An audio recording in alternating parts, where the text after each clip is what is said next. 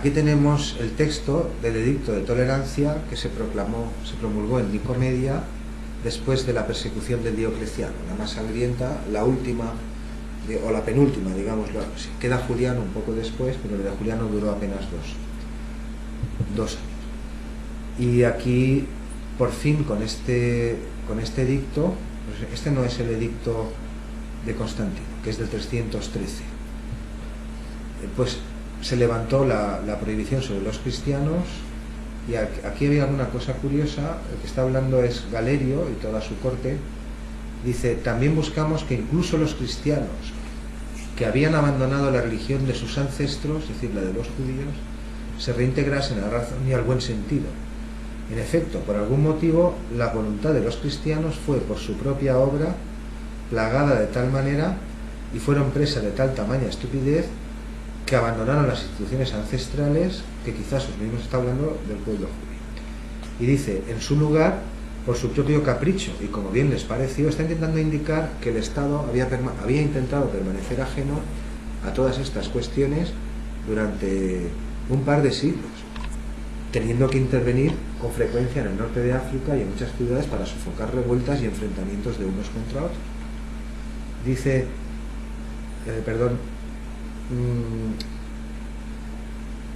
en su lugar, por su propio capricho, como bien les pareció, adoptaron y siguieron leyes propias, congregándose en varios lugares como grupos separados. Así, cuando nosotros pusimos en vigor nuestras leyes en las persecuciones precedentes, muchos se sometieron por el miedo, los lapsi, los que accedieron a los libelos, otros fueron incluso abatidos, los mártires, deportados, encerrados. Aún así, dice, muchos perseveraron, siguieron perseverando en sus mismas ideas, y comprobamos que no observaban la reverencia a los dioses de la religión de vida, es decir, la del Estado, ni tampoco aquella del Dios de los cristianos. En cualquier caso, dice: habida cuenta de nuestra gran clemencia, etcétera, etcétera, que somos la máxima autoridad, creemos que también debemos extender la tolerancia a este caso, de modo, dice aquí, que los cristianos de nuevo pueden reorganizarse, rehabilitar sus iglesias confiscadas, siempre que no hagan, dice aquí, nada en contra del orden público. Es decir, las épocas en las que se negaban a formar parte del ejército y habían sido llevados al martirio, es decir, a los circos, y expuestos al espectáculo y a la diversión del pueblo romano, o se les pedía, se les gritaba en esos momentos que a ver dónde estaba su Dios, que viniera esa. No ofrecían resistencia, pues habían quedado atrás.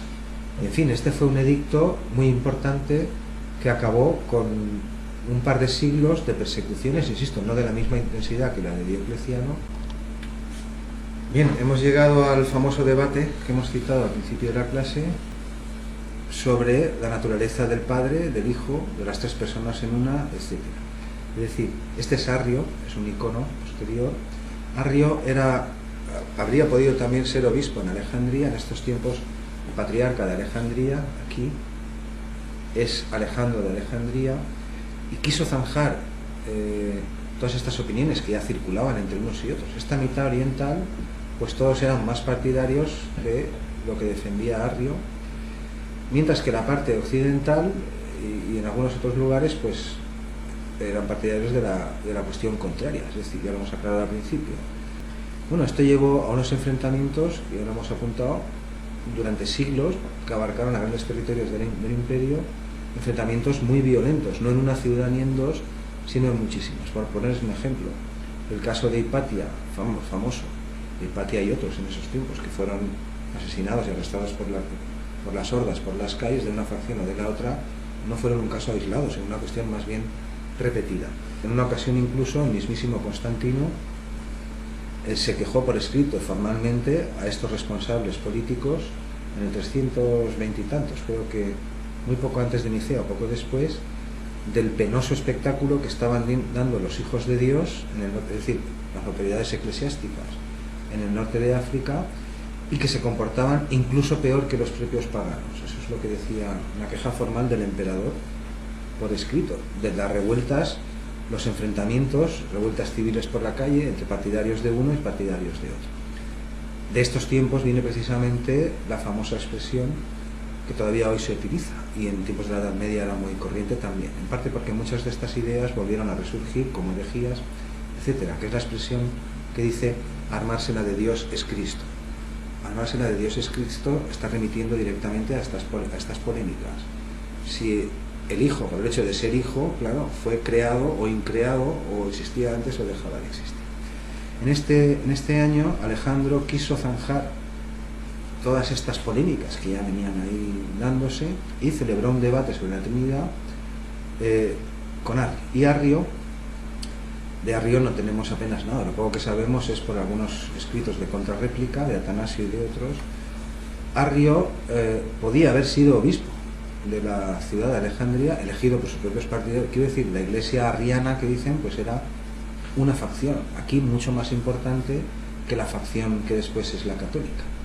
Arrio era muy popular, de hecho era el presbítero, el representante de una de las iglesias, si no la más popular y la más famosa de Alejandría. Sobre todo aglutinaba a clases trabajadoras, trabajadores del puerto, mujeres y otro tipo de artesanos de la ciudad, una ciudad con casi 1 millón de habitantes, que se dice pronto. Pues Arrio podía haber sido electo patriarca de Alejandría, pero renunció en favor de Alejandro, es decir, de algún modo cedió, él se dedicó a sus cosas. Apenas sabemos nada de él, pero parece que en cierto sentido no estaba tan interesado en la política o el control eclesiástico cuanto en sus propias ideas y en sus creencias. En cualquier caso, el debate se celebró, hubo después de dos debates en un sínodo público que reunió unos 100 obispos aproximadamente, pues Alejandro excomulgó a Arrio, es decir, un obispo cristiano con sus propias iglesias en Alejandría anatematizó, es decir, proscribió y expulsó de la iglesia al representante de otra facción importantísima con sus iglesias y con sus cargos también, obispos igual. Lo excomulgó, lo envió al exilio a él y a todos sus seguidores, y además envió misivas incluso a los obispos de Italia y de otras partes, informando también a Silvestre, que era papa en ese momento, en tiempos de Constantino, informando de todas las locuras que según él defendía Arrio. Las locuras que defendía Arrio pues ya las hemos expuesto al principio de la clase. El caso es que, claro, la actitud que tomó Alejandro, es decir, excomulgar a un colega, es como si dijéramos que un diputado excomulga a otro porque es del partido contrario, por salvar las distancias, ¿no? E informar a todas partes, a todos los que pudo, produjo el siguiente efecto. Es decir, la iglesia alrededor del Mediterráneo no eran solo los 100 obispos que consiguió reunir Alejandro para excomulgar a Arrio, sino que eran muchos y cada cual tenía sus diócesis, sus propiedades y su poder respectivo. Es decir, algunos se pusieron a favor de, después de que Alejandro envió cartas a todos informando de estos asuntos, unos se pusieron a favor de Arrio y otros se pusieron en contra. Es decir, hubo otros sínodos de estos concilios después. Arrio fue absuelto por otros concilios en otras partes, después fue de nuevo condenado en otras partes, unas por otras. Al final fue de nuevo restituido al cabo de varios concilios sucesivos en los que era excomulgado y admitido una cosa y la contraria. Fue devuelto a el arrianismo, digamos, sus seguidores fueron restituidos en sus legítimos propiedades, iglesias, etcétera, y el arrianismo comenzó a crecer, se extendió rápidamente por Alejandría, hasta que el mismo Alejandro, el obispo, empezó a temer por su propia vida. Bueno, se sucedieron los disturbios uno tras otro en Alejandría y alrededores, y al final se extendieron por todo Egipto, y al final la iglesia oriental se escindió en arrianos y ortodoxos. Otros sínodos o conferencias episcopales, por ejemplo el sínodo de Antioquía del año 324, un año antes del concilio que convoca Constantino, volvieron a condenar a Arrio y se informó a todas partes de nuevo de la polémica. Bueno, el emperador Constantino estaba ya hasta más arriba de la coronilla del espectáculo lamentable, como había puesto por escrito, que estaban dando los cristianos en África, y por fin convocó el famoso concilio de Nicea. Nicea está aquí muy cerca de Constantinopla, que es el concilio del 325, un año después, en el que se estableció por fin el credo niceno, es decir, la confesión de fe que todavía hoy la Iglesia Católica utiliza, el credo famoso, donde se habla del Padre, del Hijo y de cosas que atañen a la disputa que hemos intentado ilustrar aquí. Aquí tenemos a Atanasio, el que se enfrentó, el sucesor de Alejandro, es decir, cuando Alejandro de Alejandría, obispo, murió, su secretario, su diácono, digámoslo así, y este es un extracto de su primer discurso contra los arrianos, en los que informa o cuenta algunas de las cosas que según él defendía Arrio. Este es Arrio, este es Atanasio, este es una representación medieval de Arrio en su propia sede episcopal. Insisto, los católicos tenían sus iglesias, los arrianos tenían sus iglesias, los paganos tenían sus iglesias, y cualquier confesión, si la podía pagar, no en Alejandría, en cualquier punto del imperio, tenía sus propiedades, sus sacerdotes, sus ritos, sus fiestas, y cada cual las celebraba a su aire. Aquí se representa un esquema que intenta explicar la postura que adoptó Atanasio y después la Iglesia Católica, es decir, que el Padre, el Hijo y el Espíritu Santo los tres son Dios, pero el Padre no es el Hijo no es el Espíritu y el Espíritu no es el Padre. Bueno, aquí es donde se desarrolla lo que he citado antes, la famosa teoría de la hipóstasis, o cómo intentar explicar estas cosas, y yo en esto no voy a abundar, yo les doy el dato. Pero aquí sí que hay muchas curiosidades. Estas son algunas de las cosas que según Atanasio defendía Arrio y toda la mitad oriental del imperio, que incluía desde Grecia para Oriente todo, y buena parte del norte de África, por supuesto todo Egipto, Siria, etc.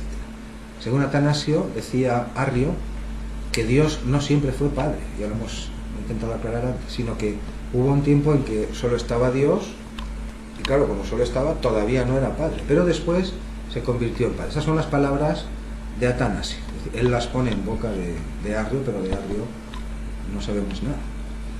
Otra de las ideas era esta: el Hijo no existe, es lo mismo, son derivaciones, el Hijo no existió siempre, pues igual que todas las cosas se hicieron de la nada, esto decían los evangelios y los mitos babilónicos y muchas tradiciones, ¿no? La creación, y todas las criaturas y obras fueron hechas, también la palabra de Dios dice, ahora aclarará un poco mejor qué es eso, o qué quiere él decir qué es eso, también la palabra de Dios mismo fue hecha de la nada, es decir, que hubo un tiempo en que solo estaba Dios, tampoco estaba su palabra, y hubo un tiempo en que no existió, y dice él, es decir, Jesucristo, aquí se está refiriendo a Jesucristo, él no existió antes de su origen, sino que él y otras entidades en algún momento, esto es lo que significa esta frase, en algún momento fueron creados, puesto que Dios estaba solo y la palabra aún no era, ni tampoco la sabiduría. De modo que al desear darnos forma, el Creador, Dios, hizo a cierto ser y lo llamó palabra, sabiduría e hijo. En fin, estas son algunas de las ideas, es un extracto de esta obra que sí que está conservada, y pues por intentar centrar un poquito la cuestión. Es decir, ya hemos visto varias de estas polémicas. Por un lado, el rechazo que generaron ya desde los tiempos de Nerón, desde los primeros tiempos después de Cristo, los que defendían el nuevo credo, que eran no empuñar las armas, no defenderse, no adorar a dioses que no fueran Jesucristo, no ofrecer ningún tipo de sacrificio a ningún dios, porque los judíos sí que celebraban sacrificios para adorar al Dios cristiano, que se suponía que era el mismo, el Dios de los judíos y el Dios de los cristianos. Y después hemos visto a los donatistas, es decir, a la polémica que enfrentó a los mismos cristianos en África por aquellos clérigos que habían renegado de su fe. También estamos viendo ahora el problema de la Santísima Trinidad, que es un dogma hoy en día en el catolicismo, pero que no toda la Iglesia aceptó durante la historia, y ya llevamos dos de los conflictos gordos y llegamos por fin a los tiempos de Constantino. Este es el edicto que hemos visto hace un momento, en el que por orden imperial, pues se llama de tolerancia, se levantan todas las disposiciones contra los cristianos, de emperadores precedentes y se les permite celebrar sus cultos, tener sus propias basílicas, recuperar su propia estructura administrativa, etc. Mientras que un año después, es el decreto de libertad de culto que promulga Constantino.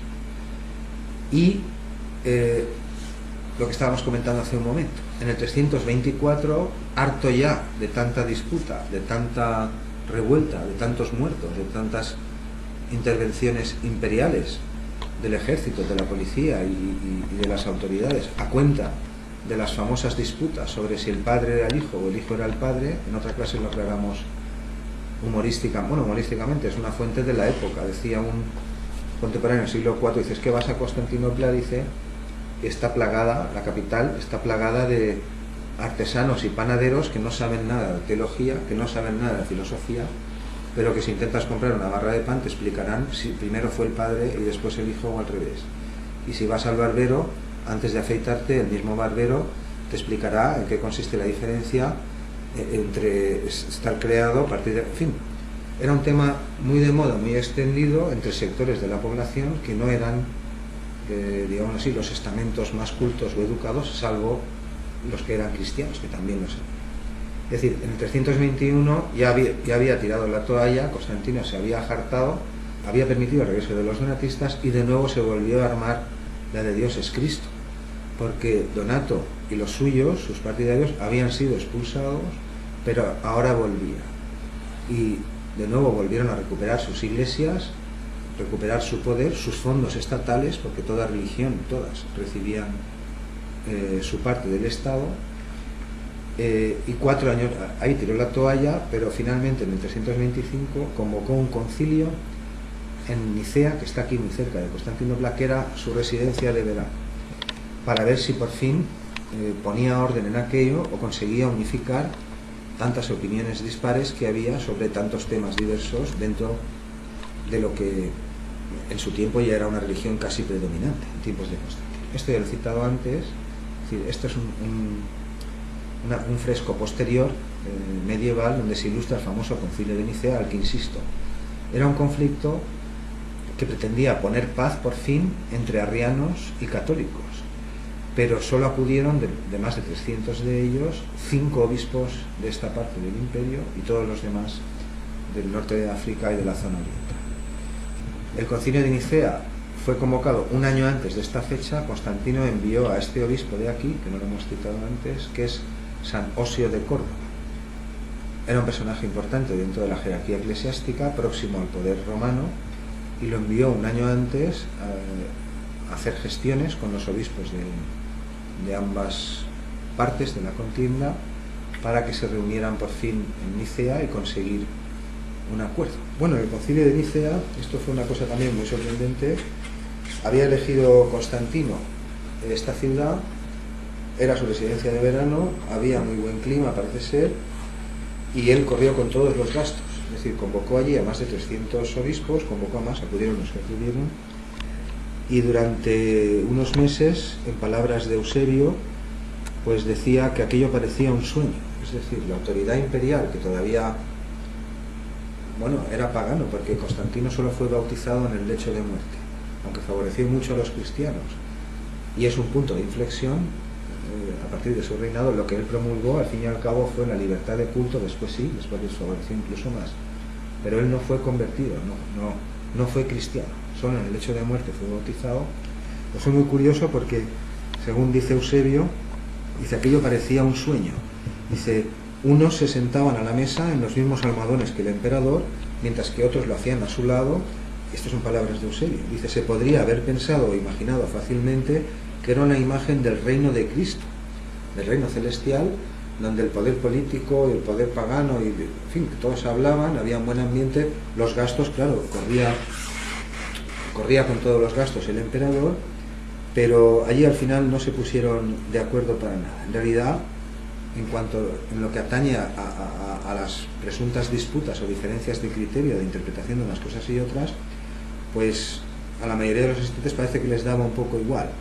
De hecho, no se levantó ningún tipo de actas y al final la profesión de fe, digamos, el resumen de los puntos que habían acordado la parte arriana, el emperador directamente se lo quitó de las manos al representante que lo estaba exponiendo, como las conclusiones, ¿no? Digamos, la parte de los arrianos va a exponer sus conclusiones. El otro se puso a leer, pero directamente le arrancó el documento de las manos sin dejarle leerlo.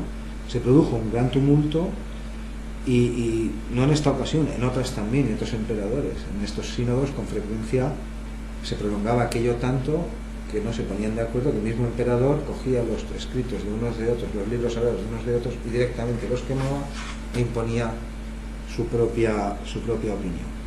Bueno, en cualquier caso, en el concilio de Nicea, Arrio volvió a ser desterrado de nuevo, confirmada la condena que Alejandro y Atanasio y otros habían hecho años atrás. Otro sínodo posterior, celebrado en la misma Nicea 2 años después, es decir, en este a Arrio lo vuelven a excomulgar o confirman la excomunión, pero otro aquí mismo 2 años después le rehabilita,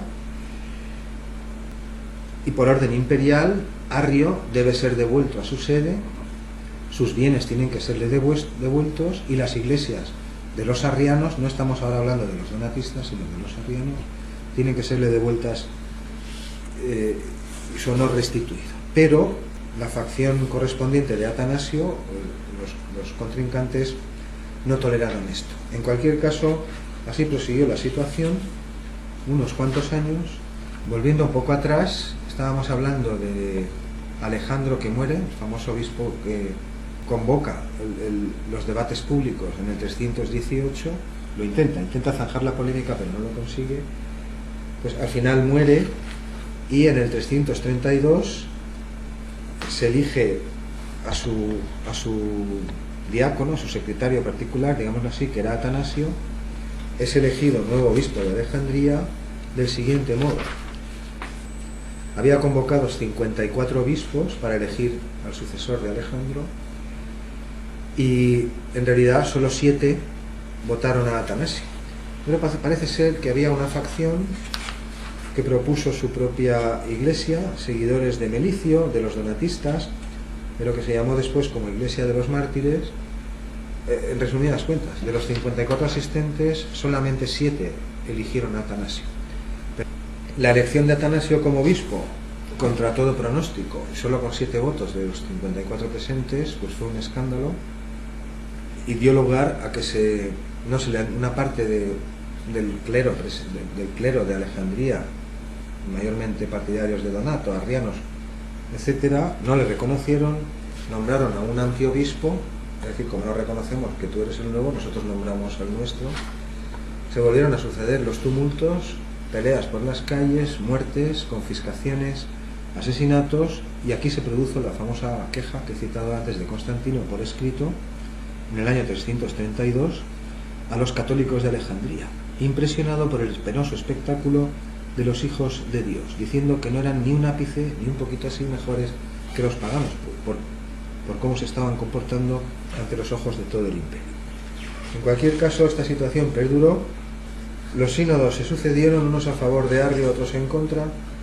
Al cabo, en el 336, el emperador exigió que Arrio, que había sido sucesivamente excomulgado y readmitido en diferentes lugares, fuera devuelto a su sede y sus bienes restituidos. Pero en Constantinopla